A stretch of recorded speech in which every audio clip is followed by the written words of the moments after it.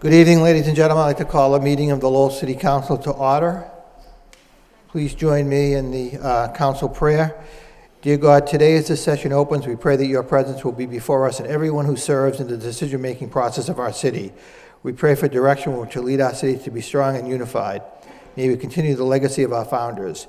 May we be granted this day the wisdom to make decisions which would be for the good of our city. We also pray for your special blessing on all those who are working to transform our city and make it a better place to live and work. Amen. Please join me now in honoring America. I pledge allegiance to the flag of the United States of America and to the republic for which it stands, one nation, under God, indivisible, with liberty and justice for all. Again, good evening. Roll call, please. Councilor Broderick. Here. Councilor Caulfield. Here. Councilor Dakota. Councilor Elliott. Here. Councilor Martin. Councilor Mendonça. Councilor Mercia. Here. Mayor Milanazzo. Here. Councilor Murphy. Here. 8 present, 1 absent. Thank you. The chair would recognize Councilor Mercia. Thank you, Mr. Mayor.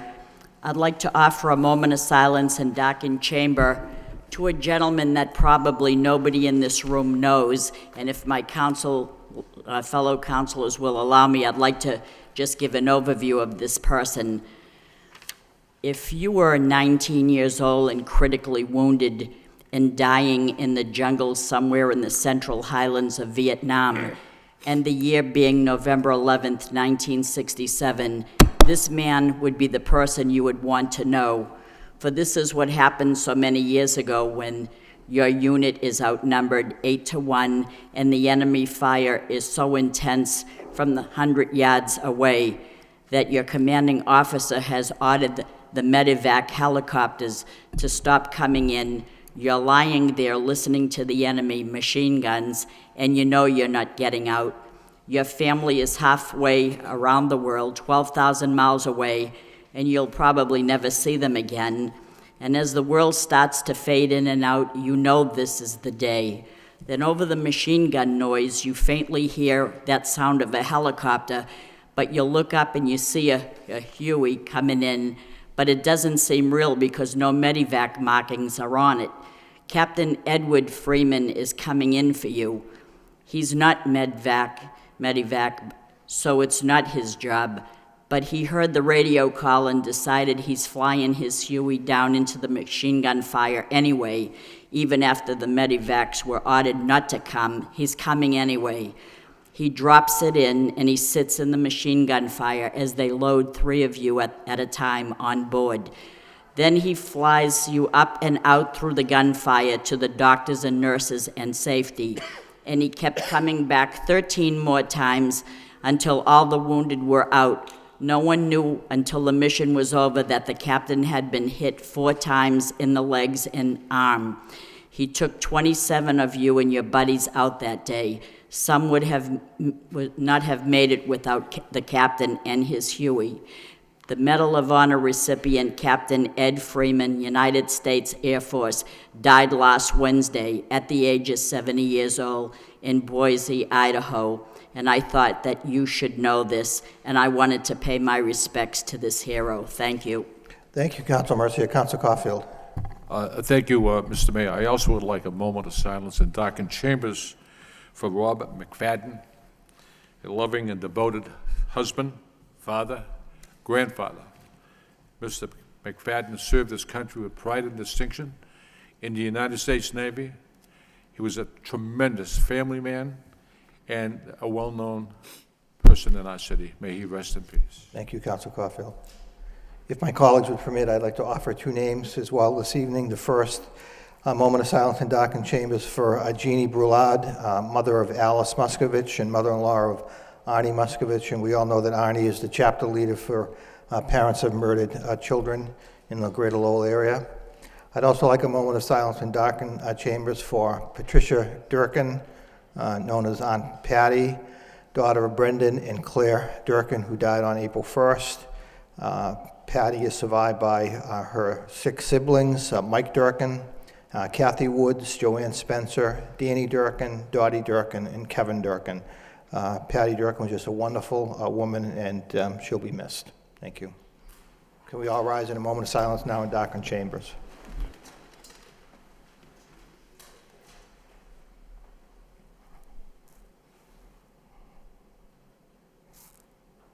Thank you.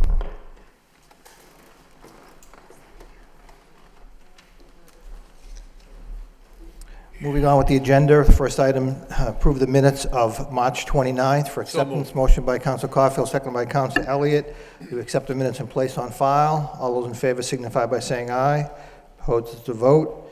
Under the city manager's portion of the agenda, responses to council motions and requests. Council Caulfield. Thank you very much, Mr. Mayor. There's nothing on the manager's communications, but I did call the manager last week, and the question was, when we voted for that new equipment for the DPW, a question was posed to me about the 8 Ford pickup trucks, the 350 class pickup trucks, and they were plow ready, I suppose, what you call it. And the question was posed to me, will they come with a plow so they can plow the streets? And the manager indicated, yes, they will have a plow. And those people who are concerned about that will be happy to hear that those 8 pickup trucks will be plowing the streets in the city. Thank you. Thank you, Council Caulfield. Anyone else under motions, responses? Council Elliott. Just briefly, Mr. Manager, thank you for the response on the citations for snow removal. I guess just a quick question is it primarily, there's clearly areas of priority, primarily the school areas which would pose the most danger, is what I seem to gather. But and of course, there's only so many people that we have out to put notices, but a warning letter is put first, and then a citation after. So just wanted to make note of that, and it was a good report. Thank you. Thank you, Council Elliott. Anyone else under communications? Hearing none, motion, Councilor Murphy, excuse me. Thank you, Mr. Mayor. In our packets this week, we also had a report on vacant and foreclosed properties. The Bank of America, who I'm not going to go out and thank, but they probably owe 100 times that in ATM fees to the people here in the city. But it is good news for the compliance with this ordinance, and that in the future we have a process set up to be able to handle these properties more quickly, and so I think it is important that end goal that Councilor Martin had mentioned at a subcommittee meeting, that the end goal is being met there of compliance with the ordinance, and so I'd like to thank the new building commissioner Bob Massilia, as well as Kendra Amaral, for all the work that they've done over the last several months. Thank you. Thank you. Mr. Manager? Thank you, Mr. Mayor, and Councilor, thank you for bringing attention to this report, and it certainly is good news. And I want to echo your comments regarding Kendra and Bob and the work that they've done, and I think the reorganization of inspectional services within DPD has really, we can see, is really paying dividends in terms of the effectiveness. I'd also like to give credit to Mike Herbert, our data analyst. Mike did the initial work on much of this, which made collecting the money very possible. So it's really been a team effort of people in these departments really making this happen. And we've already received some good news from some of the other banks in the area that owe us some money, and they're going to be abiding by the ordinance, and they're going to be coming up with some money as well. So it is good news, and the end goal of getting these properties in shape and back out in the hands of other people is really coming to fruition. Thank you, Mr. Manager. Anything else on the communications? Motion by Councilor Dakota, second by Councilor Rita Mercier, that we accept the communications placed on file. All those in favor indicate by saying aye. Opposed to vote. Next item, we do have out-of-state travel requests. We have 4 of them. Motion by Councilor Mercier, seconded by Councilor Elliott, that we take them all together. All those in favor of taking them together signify by saying aye. Opposed to vote. They all happen to be from the police department. Anybody have any comments or questions? Motion to approve by Counselor Broderick, seconded by Counselor Murphy. Roll call. Counselor Broderick? Yes. Counselor Caulfield? Yes. Counselor Dakota? Yes. Counselor Elliott? Yes. Counselor Martin? Counselor Mendonça? Counselor Mercia? Yes. Mayor Milonazo? Yes. Counselor Murphy? Yes. 8 yeas, 1 absent.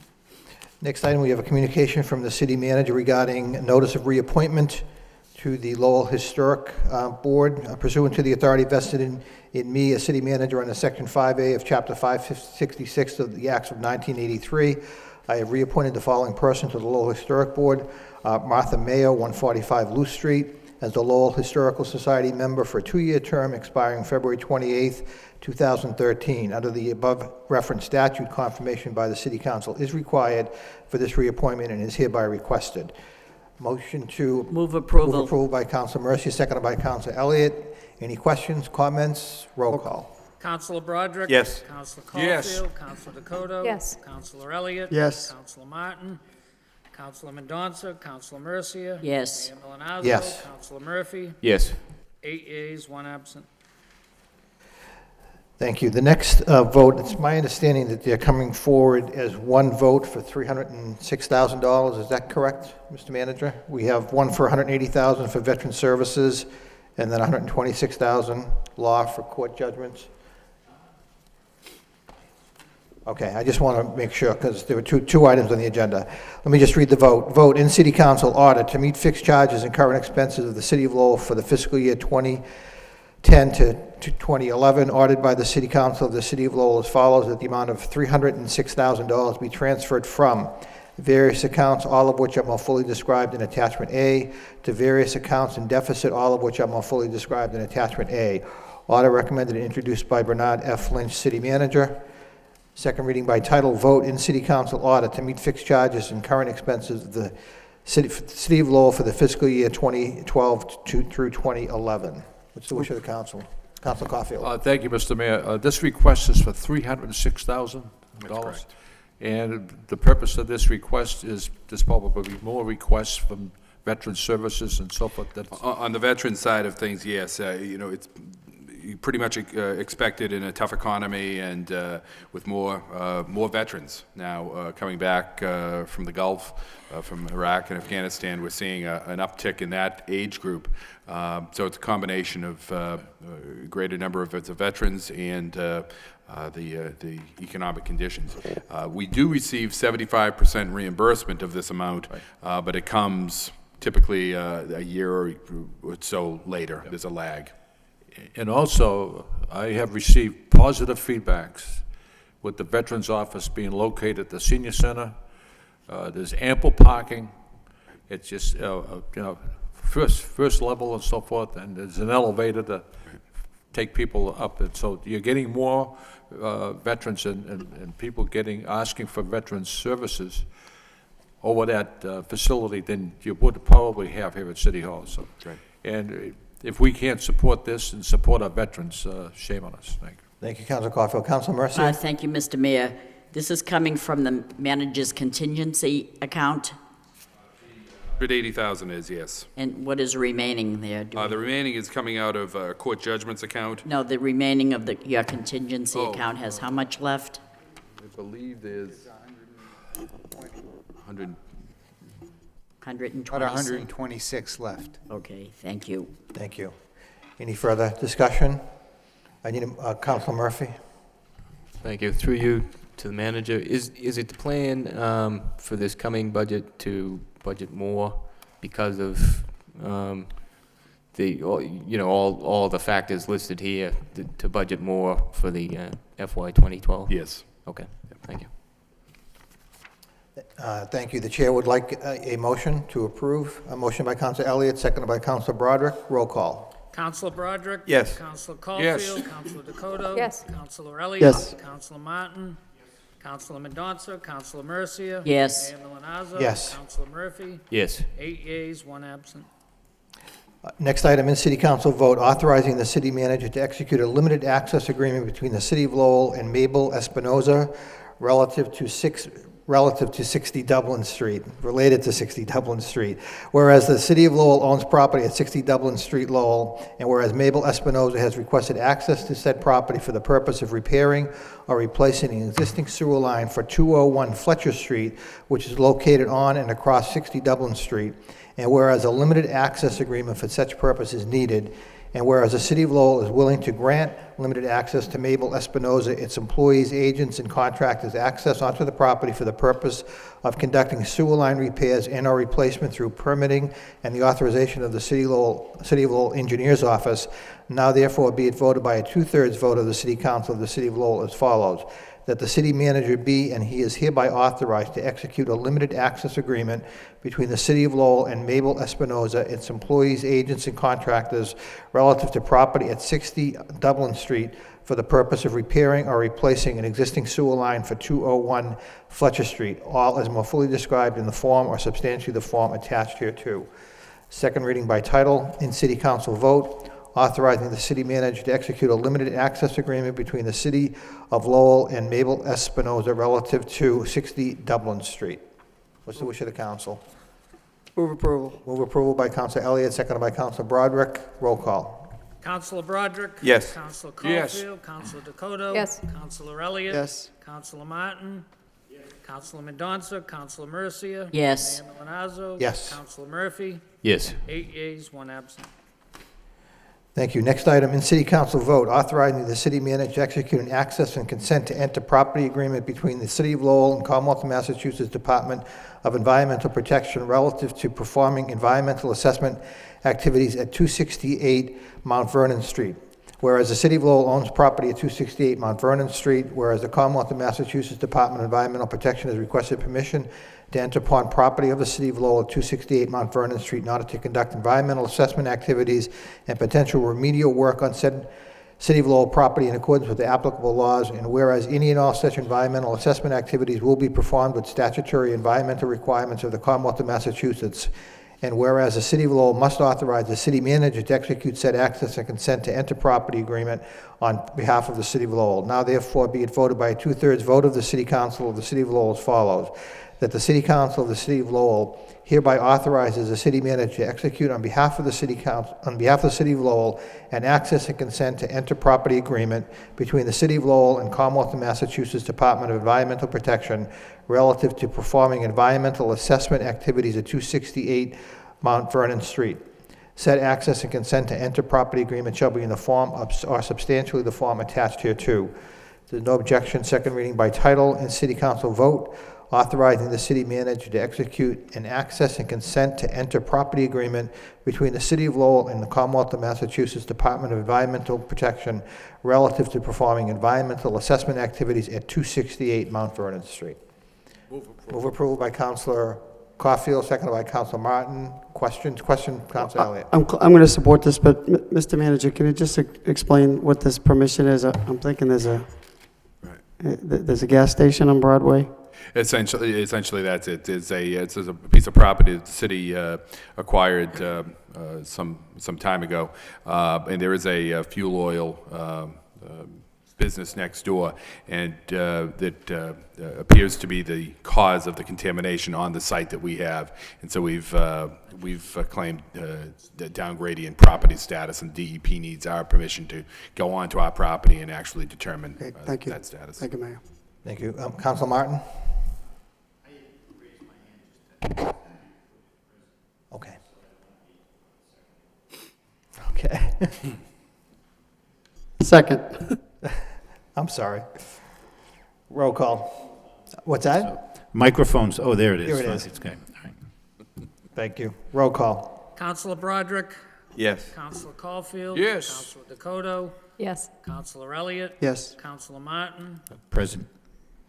Councilor Mendoza? Councilor Mercia? Yes. Mayor Milonazo? Yes. Councilor Murphy? Yes. 7 yeas, 1 present, 1 absent. Thank you. The next item on the agenda, in City Council vote, it's an ordinance authorizing the city manager to execute an I'm sorry. In City Council ordinance, an ordinance amending the new code of city of ordinances for the City of Lowell, Massachusetts the Code with respect to Chapter 266 thereof entitled Vehicles and Traffic.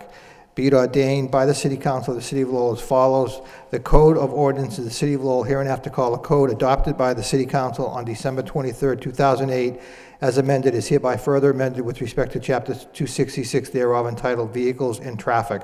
We have a number of sections as part of the ordinance. This will be referred to a public hearing on April 19th by Councilor Mercia, seconded by Councilor Caulfield. All those in favor of referring the ordinance to a public hearing on April 19th signify by saying aye. Councilor Martin. Thank you, Mr. Mayor. There's quite a few here. Some of these reflective of the spec report. No, actually, many of these are a result of some work. We have a new traffic engineer, and he has been going through the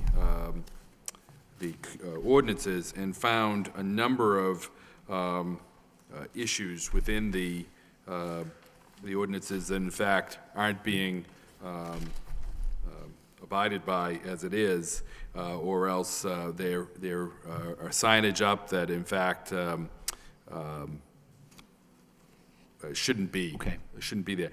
In one case, and I forget which one it is, prior city councils had voted a certain street to be one-way, and another city council subsequently voted that same street to be one-way, going the opposite The other way? direction, without ever taking the other one off. So, obviously, that's a problem. So, That's the street I got the ticket on. that's called our revenue enhancement. But no, so that's why many of these are here. Before we vote on sending it to a public hearing, I would like a motion to waive the full reading. Motion by Councilor Elliott, seconded by Councilor Broderick, that we waive the full reading. All those in favor signify by saying aye. Opposed to the vote. Motion to send it to a public hearing has been made, so all those in favor of sending it to a public hearing for April 19th signify by saying aye. Opposed to the vote.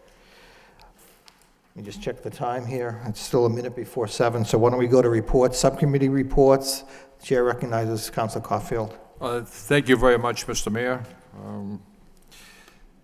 The Public Safety Subcommittee meeting convened a meeting at 5:30 this evening. Those who are serving on that committee is Councilor Frankie Dakota and Councilor Roddy Elliott. Also in attendance was Mayor Milanazzo, Councilor Bill Martin, Councilor Kevin Broderick, Councilor Patrick Murphy, Councilor Rita Mercier, Manager Lynch, and many employees from the library. We heard testimony from Nancy Pitkin, representing the Board of Trustees, also from Sean Thibodeau, Patricia Callahan, and T.J. Cooper, representing the union employees. Mr. Mayor, I'm going to be point blank and let you know, and I think my colleagues know, this is the most frustrating and aggravating issue that's faced me, I think, in 24 years. And the subcommittee was asked to convene the meeting, and we did. We did our best to bring this to closure. And it was our third meeting. And I think the other two meetings we had lasted a good hour and a half. I reached the frustrating point when I received all these emails.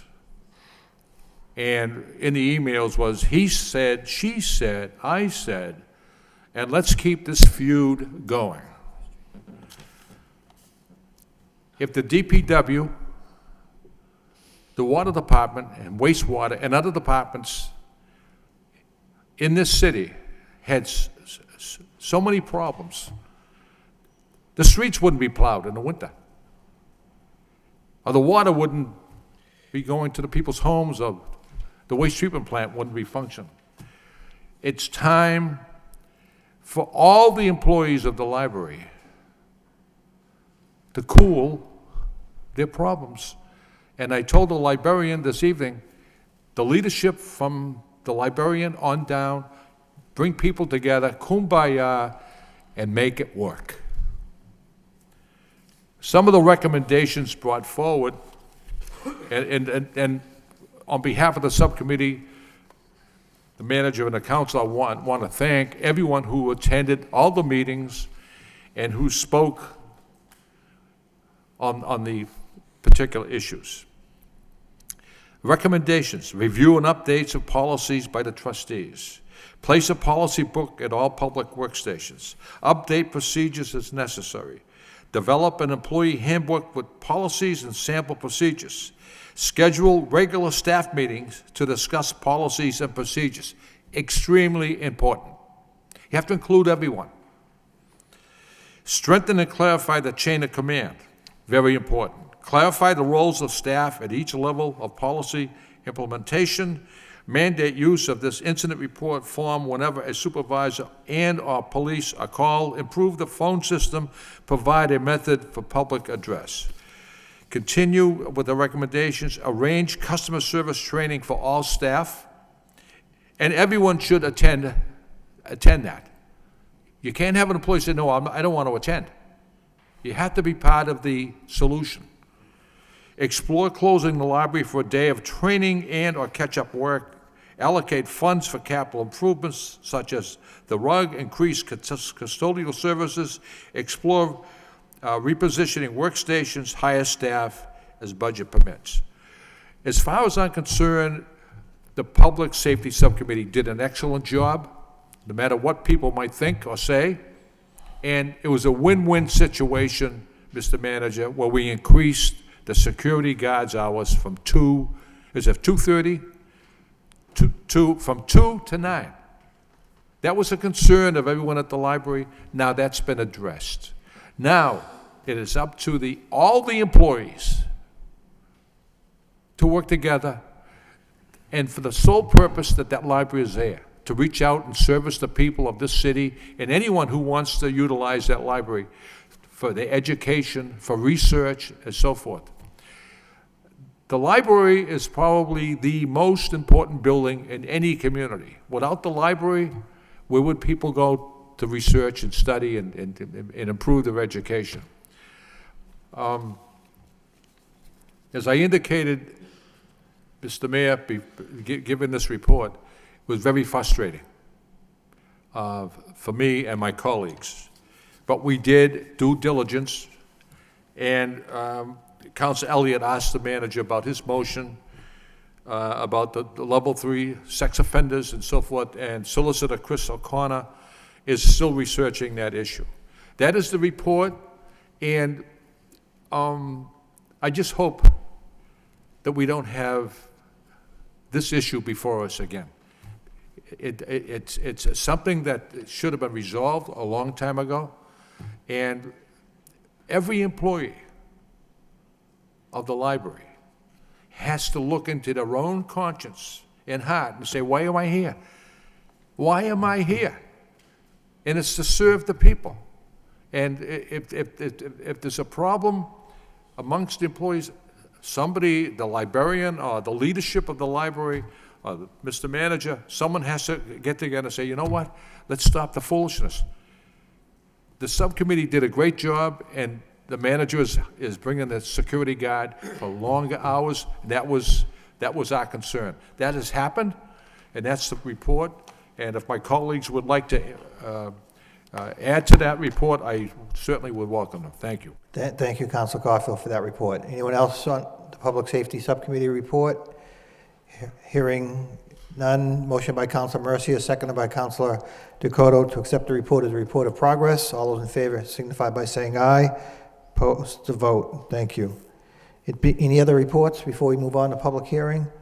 Hearing none. The chair would like to open up the public hearing. We have a public hearing regarding a conduit location by National Grid to place approximately 50 feet of conduit in Middlesex Street.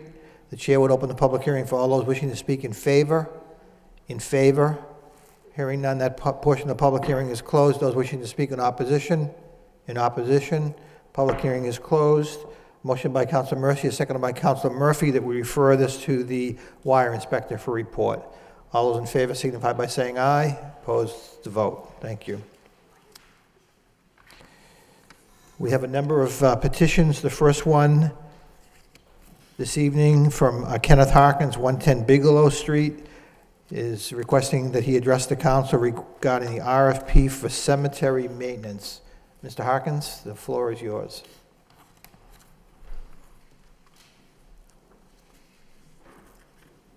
Thank you, Mayor. I want to thank the council for allowing me to come before them to speak about this, but I also went looking and did a lot of research, and I couldn't find any paper or anything like that that said that we could save $200,000 a year, like I'm being told in the Lowell Sun. Quite contrary. Everything I found, every study I did, it was a short term. You save 1 year. That's it. And we have that here in the city itself when you privatized ashes and waste. First year when they did it, they said, we're going to buy you leaf bags forever. That lasted 1 year. The second year, Roseanne Riddick and them did it again, but they used city money for it, not savings from ashes and waste. Ashes and waste, the collection of garbage has gone up every year. Now we can put out less. It's less service, more money. The other side of the coin, that shows my age too, as a 28-year veteran of the service, but the other side of that coin, we used to have plows on the garbage trucks. I remember thinking I missed the garbage man because the garbage truck was plowing snow and I thought I missed my garbage. And I was a little upset, and then I found out. So there was savings right there. Now we contract it out and we got more money going to private contractors than there is. I used my information I got from Business Week and from a Princeton study, and there's a ton of them. And they all say the same thing. Privatization, short-term. Let's see, privatization is a short-term solution. You just kick the problem down the street. Privatization leads to corruption and shoddy service in order for the company to make more profit. Privatization transfers ownership of taxpayer property or service to private owners, and the voter or the taxpayer has no say over it because it's all done downtown. We can't vote them out. We can't vote for them. We just got to pay. The taxpayer has little control over privatization, private industry, and decisions in industry may adversely affect those in the public sector. Corruption. Corruption is built to the end of the privatization process. Bidding on contracts is not carried out in perfect markets and in real-world markets, but when a few sellers, they must also seek political influence as a rational business strategy. In a process dubbed the revolving door, it is now standard procedure for companies seeking contracts to hire former politicians and managers of public agencies to lobby on their behalf. Corruption operates at many levels, contributing to political election campaigns, cultivating politicians and other public officials, hiring them and their friends, relatives, and staff. Less service for your money. Another secret to the profitability of privatization is reduction in service.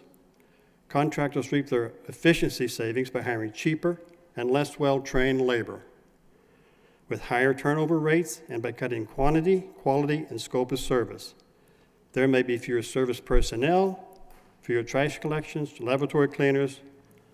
Older, more polluting school buses may be used, but we privatize out the school buses, so it's probably gone through the roof.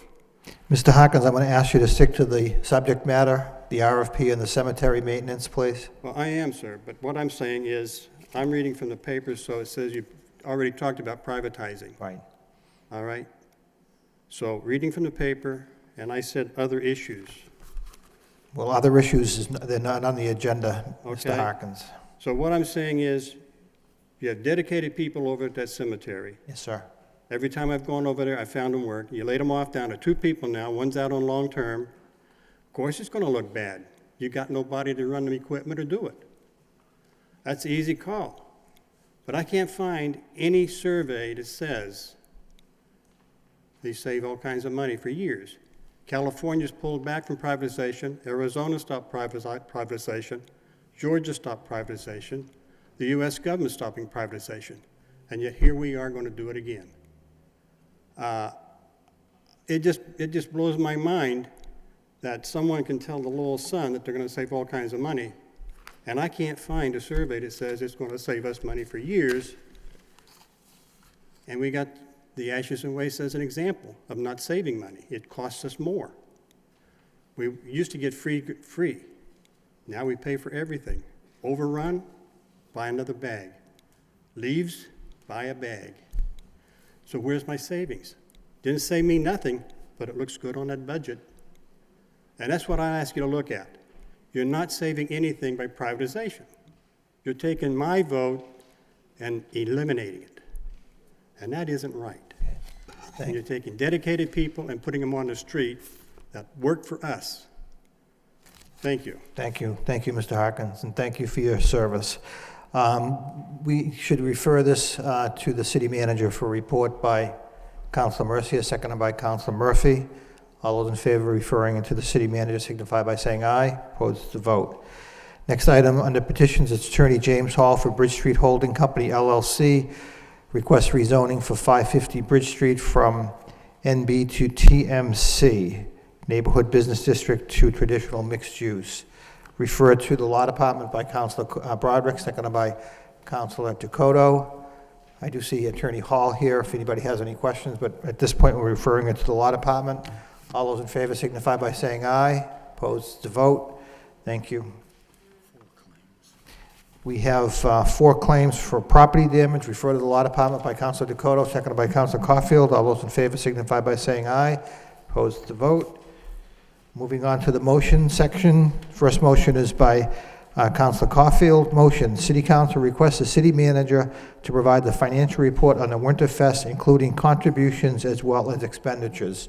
Second by Councilor Dakota. Councilor Caulfield. Thank you, Mr. Mayor. I think the motion speaks for itself, and first and foremost, I would like to thank the sponsors and the businesses who have contributed to Winterfest over the past 11 years. Without their involvement, there wouldn't be a Winterfest. And also, all the volunteers who volunteered their services, not only for Winterfest, but the Lowell Folk Festival. And I'm just looking for a report, in particular, if the city of Lowell contributed any money at all to Winterfest, and I believe that the sponsors and those people who donated money covered the cost. But I'll wait for the report to come back, and when we get the report, we'll go from there. Thank you. Thank you, Councilor Caulfield. Anyone else on the motion? All those in favor of the motion signify by saying aye. Opposed to vote. Next motion by Councilor Rita Mercia. Motion, City Council requests the city manager to explore feasibility of keeping the lights in the city parks on for longer hours to deter crimes. Seconded by Councilor Elliott. Councilor Mercia? Thank you, Mr. Mayor. Last Thursday, I attended a very informative meeting hosted by the Lowell Roundtable on Substance Abuse Prevention called Taking Back Our Community. And their goal is to keep our youth drug-free and healthy. And with the support of City Manager Bernie Lynch, who incidentally was one of the speakers there, this group was established in 2008, and rightfully so. The importance is unbelievable. There seems to be a collaborative effort in the city, focus our energy on the youth of our city, and rightfully so. So therefore, it was with great interest that I listened very carefully as to their concerns. And believe me when I tell you, they had more of our youth there than I've ever seen at any meeting. It was unbelievable and well attended.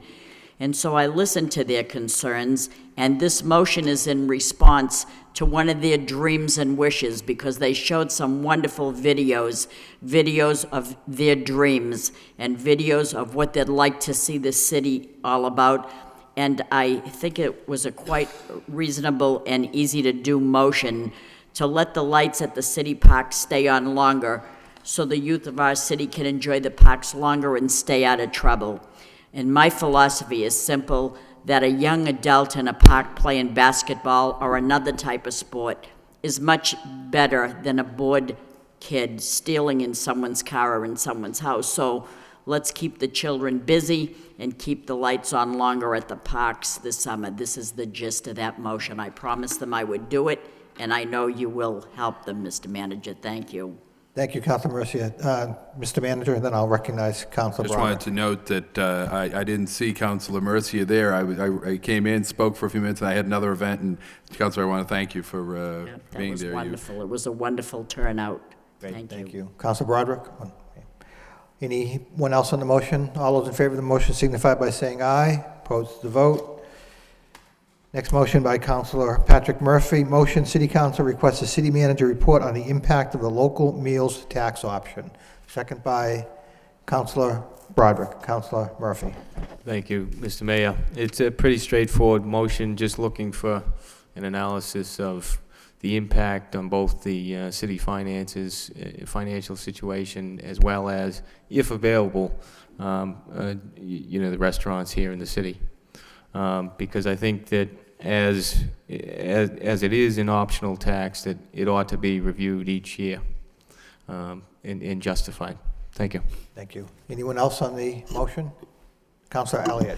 Mr. Manager, I know when this came forward, the CVB came and supported it, and I thought at that time there was going to be, you had mentioned that some of this local option tax would go to fund the Convention Visitors Bureau, and then I noticed this week that there is some concern with eliminating the funding. So is that still the case, or what is your position, or what's the thought on that at this point? Mr. Manager? Council, we haven't made any decisions on really anything. The only thing we've really decided is that we're going to increase the amount of money for the veterans' benefits, because we see that coming in higher.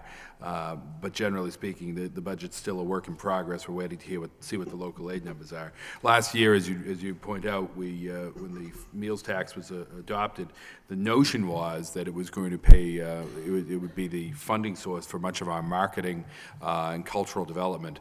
There wasn't any specific, I didn't state anything specifically we were going to spend the money on. With regards to the CVB, again, we haven't made a decision. We're reviewing that right now, and just seeing what makes sense in terms of the city's contribution to CVB, the contribution to a number of issues. Okay, thank you. Thank you, Councilor Elliott. Anyone else on the motion? All those in favor of the motion signify by saying aye. Opposed to vote. Next motion by Councilor Broderick. Motion, City Council requests the city manager to report on the feasibility of initiating a citywide open Lowell promotional event. Seconded by Councilor Dakota. Councilor Broderick. Thank you, Mr. Mayor. I don't know if the name is good or not. Maybe you could send that out to the school kids to see if it passes, maybe get a better name. But this is a result that we had a discussion with Mr. Campanini from the Lowell Sun, and we disagree on some issues. But one of the things that we, as we were talking, both agreed upon is that Lowell has been successful and been able to progress the way it has because people put aside differences and work towards what's best for Lowell and a common good. And in that vein of thought and discussion, talked about some of the things that we do in Lowell that we do well, that we have to offer, and the fact that, wouldn't it be nice to spend a weekend or a Saturday or whatever makes sense, I'm not a marketing expert, to promote the city, our schools. We have from pre-K to PhD, an opportunity to maybe open some of the schools for a day to, recruit families. What people look for when they're looking to buy a home and relocate is they're going to have children. Is a big factor is the schools and what the city may have to offer. We have arts and culture, a national park. I wrote some things down because there's so many things. If you start mentioning two or three, you forget. Our housing stock. I think that if we can reach out and get people involved the way Lowell does, and maybe have a large number of open houses, an opportunity for some of the local people selling homes, and an opportunity to bring people into the city. Business opportunities, the Hamilton Canal. We've just got an update on how well that's going, and there may be more business opportunities, in a year from now. And discussion was maybe this would be something to try and time. It would take some time to get people together and try and do this properly. We talked to the national park. I mean, there'd be so many moving parts here, and I don't know if it's feasible. That's why, the motion states, is it feasible? But I think in an effort to try and get out a positive image of the city in an event that involves everybody, we could get the neighborhoods involved. I think that it's something that would showcase what the city is all about and why we're successful, from the artist lofts to the Hamilton Canal to the national park, in our schools, open up City Hall, and make information available. And I think that it's something that could be done for relatively little money. It would take more manpower and coordination. We have an auditorium, our restaurants, the downtown, the shops, and the things, the ballpark and the arena, all the things we have to offer that we all know about, and that's why we're here. But if we're going to try and reach out and grow and fill these, the homes we talk about, foreclosed homes and things, who are we targeting? We're targeting people with families. We're targeting, we want to bring in business. And I think that we have so much to offer that if we were to pool our resources and get everybody together and maybe plan it for a spring, because, you look at a spring market where people are going to move with children. It's not necessarily going to happen in the fall. So if we took some time, I think it might be something that could be hugely successful, like many of the other things we've done here, and not something that we have to spend a lot of money on. I'm not looking to increase our budget here, but it's just, there's so many different ways to market now, electronically and online, and things that don't necessarily cost a whole lot of money, but cooperation and coordination between different entities, and I think it would just, it's something that we could do well as we do everything else and promote the city in a positive way. And that's the gist of the motion, as we say. I don't have any specifics. As I said, I'm not a marketing person, and I certainly wouldn't be offended if this passes, that we come up with someone comes up with a better name. Thank you. Thank you, Councilor Broderick. Councilor Caulfield and Councilor Mercia. Thank you, Mr. Mayor. Councilor Broderick, I agree with Jim Campanini on everything. This is an excellent motion, and if one was to look at the history of this city, and Mr. Mayor, I know my former colleagues as mayors, we had school children and so forth, and even the teachers, when you start talking about the history, people are taken back. They can't believe there's so much history in this city. The Ladin Whitney Monument, a lot of people don't realize what that's truly all about. So much history in the acre, the history of the early immigrants, what they had to go through when they first arrived. And when that basketball player was announced last night, UConn versus Butler, a lump came in my throat from Lowell, Massachusetts.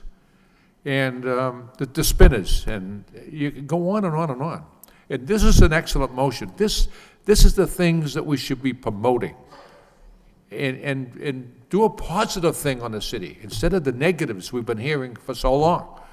And the Hellenic American Academy, the oldest in the country, and the Hellenic Church, St. Patrick's Church, St. Anne's Church, and all the wonderful things that have transpired in this city over the 175 years.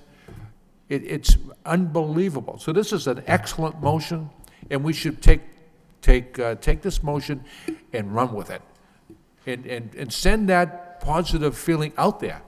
And once again, there's a lot of people who don't realize the Acre neighborhood received its name from the Irish immigrants, when the mill owners said you can have an acre of land to build your shanties. That's how that neighborhood got that name. And from the acre, the French, the Greeks, the Polish, the Portuguese came and thrived and made not only the city, but the state and the country a much better place. So this is an excellent motion, and I commend Councilor Broderick for bringing it forward. Thank you, Councilor Caulfield. Councilor Mercia. Thank you, Mr. Mayor. A lump came in my throat, too, when I heard that Councilor Broderick was meeting with Campanini. That's when the lump came in my throat. The lump would come in my throat if I was meeting with Kendall Wallace, but that's another story altogether. But this is a very good motion, and it reminds me of doors open. Doors open. We already have it in place, and we can expand it. We're always looking for things to expand, and that would be a way to do that. But I do have a historic question, because the history of the city is very, very important. I want to know if this guy behind us, John A. Lowell, is related to Francis Cabot Lowell. Are they brothers, or are they one and the same? Is it an alias? What's going on? I believe it's his nephew. John Lowell is, I believe, Francis Cabot Lowell's nephew, but I could be wrong. It's right on the the narrative right next to the picture. We just Well, had if that that's put the up. nephew that's here, why isn't Francis Cabot Lowell here? The city was named after Francis Cabot Lowell, not this guy right here. So what's the nephew doing in here? We'll check with the Lowell Historical Society. That's really me. I'm Yes. just confused, but thank you. That's a good motion. Thanks. Thank you. Council Martin? Thank you, Mr. Mayor. This is a good motion. It's good to see some unity on this. I think that is what the city, when the city is at its best, is when it's working in a common direction toward a common goal. Not only the political or elected leaders, but business community, artist community, you know, the various constituencies we have in the city. So I'm certainly supportive of the motion. And in fact, I thought Councilor Caulfield's report about the subcommittee meeting was in that vein of trying to get people moving in the same direction. I thought Councilor Dakota's comments at the end of the subcommittee meeting were that same way. So I compliment them for those remarks. But Councilor Caulfield brought up Alex Oriaki from the University of Connecticut, the national basketball champion. So if you indulge me, I'd just like to say congratulations. My oldest son, Billy, played for 3 years in junior high with Alex. They were coached by Ken Welch and Glenn Shemmerhorn, two very dedicated and able coaches who have coached youth leagues for many, many years in this city, both before that team and after that team. But to hear Alex be announced as from Lowell, Massachusetts was, I think, you know, a thrill for all of us. I'm sure a thrill for his family. I know his mom still lives here in the city. And so certainly we extend our congratulations. I know he's got a lot on his plate at the moment, but certainly whenever he's back this way, we'd certainly welcome having the opportunity to congratulate him in a more formal setting. And you know, we just need people like Glenn Shemmerhorn and Ken Welch to work a little harder and produce a few more national champions from the teams they coach. Thank you, Council Martin. Council Caulfield? Mr. Mayor, if I may, a lot of people probably don't realize Appleton Street, Kirk Street, Merrimack Street, Moody Street, Dutton Street, and I can go on and on. Those streets all received their name from the mills. From the mills, the Appleton Mill, Merrimack Mills, and so forth. So there's so much history, and there's so much to bring forward. You could write a book about it. Thank you. Thank you. Anyone else on the motion? All those in favor of the motion signify by saying aye. Opposed to the vote. The chair will send a thank you to Mr. Campanini for bringing us all together. The last motion of the evening by Councilor Dakota. Motion, City Council requests the city manager to work with the community to establish a community garden program. Second by Councilor Elliott. Councilor Dakota. Thank you, Mr. Mayor. This is a follow-up of a meeting that several members of the community had and several members of the city had earlier last year. And there were, we left the meeting with some issues we needed to determine with liability on soil and public land. And so I'm asking the city manager to follow up on that issue. And also there are several people from the community who would like to speak. We do have 3 people registered to speak, and I'll ask the city clerk to call them to the podium. You waited for me to put my glasses. Sorry. Derek Mitchell. Good evening. Good evening. Thanks for hearing this motion. My name is Derek Mitchell, live on Wachusett Street in Lowell, Mass. I just wanted to speak a little bit on behalf of Community Gardens. I'm a program director at UTEC. I work with young people there, and we've been involved in urban agriculture for a number of years. I can attest to the effect it has and their sense of place to be able to grow food. But I also am part of the Community Garden Coalition here in the city, which is a small group of volunteers, been working to promote these interests for a number of years. I want to just start by expanding the conversation a little bit. Community gardens serve a lot of different purposes. They not only provide opportunities for people to grow food, but they're an indelible part of community building. And what once was commonplace is becoming less and less so, which is neighbors having a common place to meet, to spend time together. Community gardens serve that role better than most other things, and they also do so with very few resources. They can be built on top of brownfields. They can be built on top of undevelopable land. They can be built on city land. Even properties that maybe have contaminated soil, they can still be cleared and with very few resources turned into a viable community entity. Right now, I think that we have to be very mindful of the healthcare costs associated with obesity and diabetes. Two things, recent report indicated that only 23% of Americans eat the prescribed amount of fruit and vegetables. As oil prices go up, food prices go up, low-income citizens can't afford fruits and vegetables, and too many of the rest of us just choose not to buy fruits and vegetables. There's a certain level of awareness raising that happens with community gardening when people can see it right out their back door. They don't have to go into the rural area to see where their food comes from. Lastly, there is a lot of economic development that happens with community gardening. A study from New York City indicated that vacant lots decrease property value by 1.5% within a 500-yard proximity, whereas a community garden increased property values by 9.4% in the same proximity.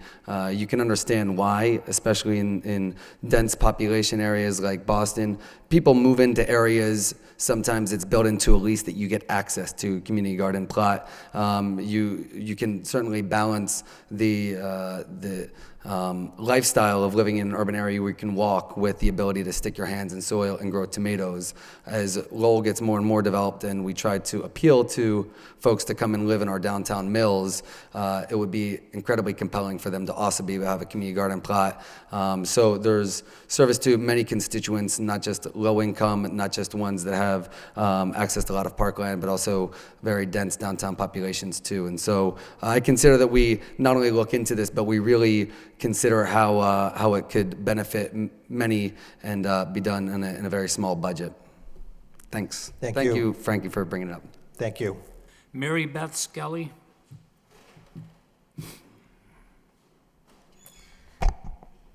My name is Mary Beth Skelly. I'm a student at UMass Lowell, and I'm also the founder of Lowell Sprouts. It's a school gardening program that is being piloted at the Butler Middle School.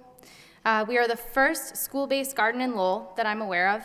And in view of the alarming rate of childhood obesity and the increasing reliance on processed foods, kids are losing their connection to real food. School-based gardens increase kids' connection to whole foods and promotes more healthy living. Our mission at Lowell Sprouts is to use school gardens as a way to improve kids' connections with whole foods to sustain a healthy lifestyle in a green environment. This garden that we're starting at the Butler Middle School not only benefits the 16 students involved in this program, but it benefits their peers, families, and community.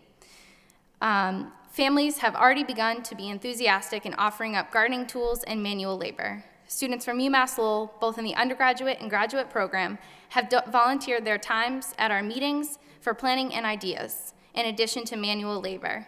Members, organizations, and businesses within the community of Lowell, such as the Cultural Organization of Lowell, Brood Awakening, Gear Up, Center for Children, Work, and Families, have offered assistance in the planning and execution of this project. I ask of you to work with us to promote this, advocate for us, to make Lowell more beautiful. It doesn't cost a lot of money, but it impacts a lot of people.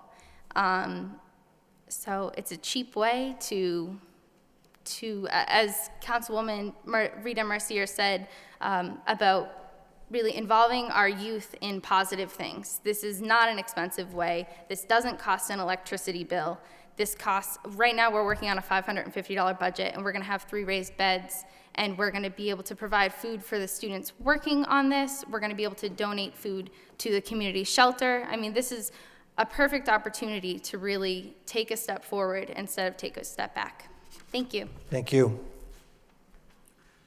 Mary Ann Dursey. Hi, my name is Mary Ann Grease. I live at Pawtucket Boulevard here in Lowell, and I'm also the director for the Lowell Alliance for Families and Neighborhoods. I'm here to speak in support of community gardens. The Lowell Alliance shares garden space with the YWCA of Lowell and the International Institute of Lowell at Franklin Court. We have 9 Cambodian community gardeners who are gardening at Franklin Court.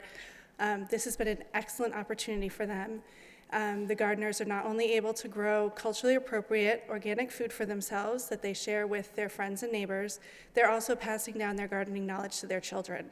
I'll often go to the garden on summer nights, and it'll be full of people from all different areas of Lowell growing food with their kids, swapping recipes, talking about what they're growing. I think that community gardens are an excellent way to facilitate food security and also a sense of community. Thank you. Great, thank you very much. Councilor Dakota. Thank you all for coming and speak on behalf of community gardens. They clearly have a great impact on the community, and I would appreciate the council's support. Thank you. Thank you. Councilor Rita Mercier. Thank you, Mr. Mayor. There's no thrill like putting your hands in the soil, putting in the seeds or the plant, and watch it grow and be able to take part in a festive, delicious tomato. I know that. It's not everybody in an urban setting like this that has the land to do that, nor do they have farmland here in the city. But to be able to have community gardens, whether it be to the community gardens over there for the disabled, the Commission on Disabilities, we've seen what they do, and on Earth Day very soon you can take yourself and go to Aiken Street and see the community gardens and the beautiful raised beds that they have. My neighbor next door is handicapped. He's paralyzed from the waist down. Although he probably could have a garden in his backyard, he doesn't have the wherewithal to have it raised. So he came home with telling me all about the radishes that they got and the vegetables that he got out of there, and it was so wonderful to hear him all excited about that. I brought forth a motion last year that asked if we could see if the city could help us to release a portion of this land for the shelter across the street, the Lowell Transitional Living Center, at the corner of, I believe it's Pearl and Middlesex Street, and sure enough, they have it. We had Raytheon's and Home Depot that came forward with tools and supplies and different things to allow them to grow a garden. And so this is what it's all about, putting your hands in the soil and be closer to nature. I commend you for getting excited about it, because it's a good thing. Thank you. Thank you. Councilor Caulfield. Thank you, Mr. Mayor. It's an excellent motion, and I want to thank the two people who came and spoke in a very positive way. And before we start this program, Mr. Manager, you would have someone or some company or the Board of Health test the soil to make sure that it's okay to grow vegetables and produce, whatever. We are exploring now, actually I was at the meeting that, one of the meetings that was held a while back with a number of the people here in the room, and we've passed this on to Department of Planning and Development and the Law Department to work out some of these issues regarding testing of soil, the processes that we, put in place, procedures we put in place, and hopefully we'll have a report back on that within the next couple of weeks. But certainly that's one of the issues that we will be looking at. Around the country, more and more communities are doing this in recognition of the food they produce, but also the really the recreational benefit that they have for the residents and the aesthetic importance. So it's certainly a program that we're very interested in pursuing and making a reality here in the city. Councilor Dakota, then Councilor Mercier. Oh, thank you. I just would like to mention that Councilor Patrick Murphy was at the meeting and has been participating on this as well, so I appreciate your support. Thank you. Thank you. Anything else on the motion? All those in favor of the motion signify by saying aye. Opposed to the vote. Before we adjourn? Yes, thank you. Mr. Mayor, before we adjourn, I'd like to just make people aware in the City Hall here, in the basement floor, and on the first floor, is a beautiful community calendar, and it's, really exquisite. And it's very informative, and it's a message board, and it talks about the current news. The weather is on there, list of events that are taking place, and meetings. Our meeting today was on there this morning. It's updated from the MIS department. It's like a television, and it's enclosed in a frame that was put together by the DPW. So, and it's on 2 floors, so it's quite informative and it's very attractive, nice to look at. People, they don't have to ask questions. They can go right over and know what's going on in the city. I'm very happy to see that. That's what's called transparency. That's what we're informative. We're being informing the public as to what's happening. And thank you. And before we adjourn, I was asked by Arnie Muscovich if I could talk about a current event that's going to happen. It's a candlelight vigil. April 10th to the 16th is National Crime Victim Rights Week, and in conjunction with that is a candlelight vigil for the parents of murdered children. And Arnie Muscovich and the group is having a very important event on April 11th from 4 to 9. I know that it'll be our birthday anniversary of 175th anniversary that same day, but we can work both events together. One will take place right after the other. To say that there's nothing happening in Lowell, that's just not true. We have many, many events. So that he wanted me to say that. April 11th, 4 to 9, we start off at the Lowell Auditorium, and then they're having informational booths, a candlelight walk from the city, from the auditorium to the city, and there'll be the Sheriff's Department, motorcades, bagpipes, and you, Mr. Mayor, will be the Master of Ceremonies, and so it looks like a very memorable event, and hopefully that our Arnie Muscovich will be okay this year. Yes. Thank you. Thank you for bringing both of those events up. Anything else? Motion to adjourn by Councilor Elliott, second by Councilor Broderick. We stand adjourned. Thank you. Well, that's tough. No, okay, that's...